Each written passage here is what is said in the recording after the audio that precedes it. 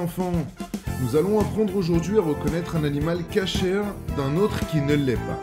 Est-ce que vous connaissez des animaux cachères? Taureau! Excellent les enfants. Commençons par les mammifères. Les mammifères sont des animaux à 4 pattes et pour reconnaître ceux qui sont cachères, Dieu nous a demandé de vérifier s'ils possèdent les 2 signes distinctifs. Les mammifères doivent posséder les sabots fendus et doivent être des ruminants. Par exemple, le bœuf, le mouton, la chèvre et le cerf sont des animaux cachères. Attention, un animal possédant seulement l'un des 2 signes n'est pas cachère.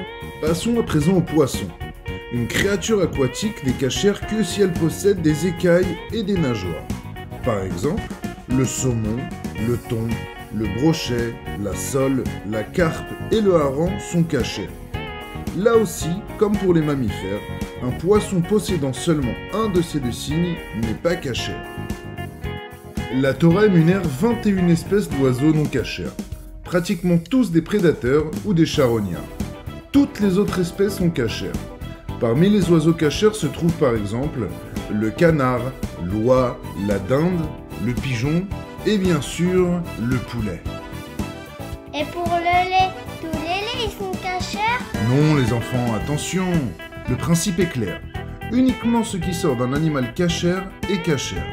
Ainsi, le lait et les œufs ne sont cachères que dans la mesure où ils proviennent d'animaux cachères. Les œufs de la poule ou le lait de la vache par exemple. Avant de consommer ces œufs, on les vérifiera soigneusement. On fera attention qu'il n'y ait pas une goutte de sang à l'intérieur. Le sang de l'animal n'est pas cachère et on ne peut donc pas le manger. Quant au lait, on fera extrêmement attention qu'il soit surveillé par un juif depuis le moment où il sort de l'animal jusqu'à sa mise en bouteille. On parle alors de Chalav Israël. C'est simple à reconnaître. Il suffit de vérifier l'emballage du paquet de gâteau avant de le mettre dans la bouche. S'il possède la mention Chalav Israël, on pourra alors le consommer.